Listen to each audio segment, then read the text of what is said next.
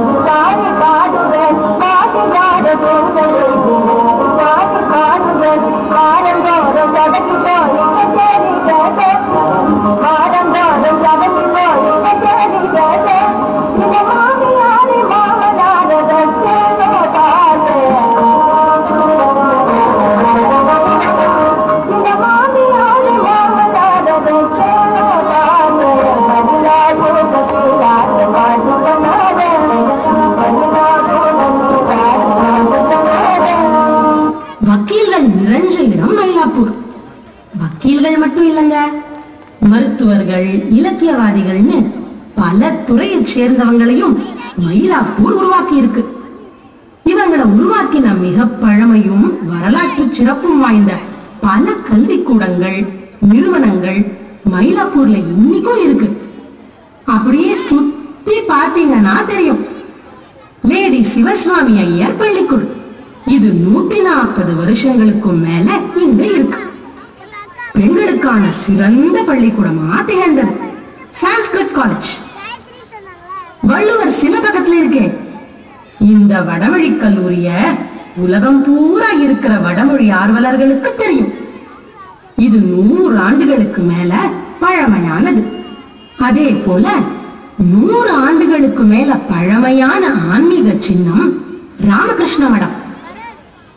ஸ்ரீ ராமகிருஷ்ணர், சாரதா தேவி மற்றும் சுவாமி விவேகானந்தரோட ஆன்மீக கொள்கைகளை சிறப்பான முறையில ஏழை எளிய மக்களையும் போய் சேர்ற மாதிரி பரப்பிக்கிட்டு வராங்க. இன்னொரு நிறுவனம் அலையன்ஸ் கம்பெனி. தமிழ் பதிப்பு துறையில முன்னோடியா விளங்குற ஒரு நிறுவனம். 100 ஆண்டுகளுக்கு மேலா பதிப்பு பணியில சிறப்பா ஈடுபட்டு வராங்க. இன்னைக்கும் ராமகிருஷ்ண மடம் சாலையில மயிலாப்பூர் குளத்துக்கு எதிர்த்த மாதிரி இருக்கிற இவங்க அலுவலகத்துக்கு போய் நல்ல தமிழ் நூல்களை நீங்க வாங்கலாம். இவ்வளவு எதுக்கு, நம்ம மயிலாப்பூர் காவல் நிலையமே 100 ஆண்டுகளுக்கு மேல பழமையானது. ஆங்கிலேயர் காலத்துல கட்டின கட்டடம். எல்லாம் சரி, பிஎஸ் பள்ளிக்கூடங்களை தெரியாத மயிலாப்பூர் வாசி இருக்க முடியுமா? யார் இந்த பிஎஸ்? பெண்ணாத்தூர் சுப்பிரமணிய ஐயர். இவர் இளைஞரா கல்லூரியில படிக்கும் போது இவங்க அப்பா இறந்துட்டார். அதனால கல்லூரி படிப்ப பாதியிலேயே நிறுத்தும்படி ஆயிடுச்சு. அப்புறம் படிச்சு வக்கீலானார். சென்னை உயர் நீதிமன்றத்துல பெரிய பெரிய வழக்குகள் எல்லாம் ஆஜராகி தன் முத்திரைய பதிச்சார்.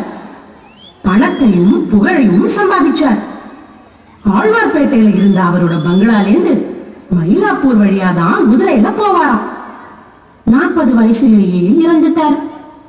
அவரோட சொத்துல ஒரு பகுதிய ஏழை பிள்ளைங்களுக்கு பள்ளிக்கூடம் கட்டுறதுக்காக ஒதுக்கி உயில் எழுதி வச்சார். அந்த சொத்துல அவர் நினைவா கட்டப்பட்டதுதான் பிஎஸ் பள்ளிக்கூடம். 1905ஆம் ஆண்டு முதல் பள்ளிக்கூடத்தை தொடங்கினாங்க. இன்னைக்கு 5 பள்ளிக்கூடங்கள்ல கிட்டத்தட்ட 4000 பிள்ளைங்க படிக்கிறாங்க. பிஎஸ் பள்ளிக்கூடத்துல படிச்ச நிறைய பேர் இன்னைக்கு புகழ் பெற்றவங்க, வாழ்க்கையில பெரிய நிலையில இருக்காங்க.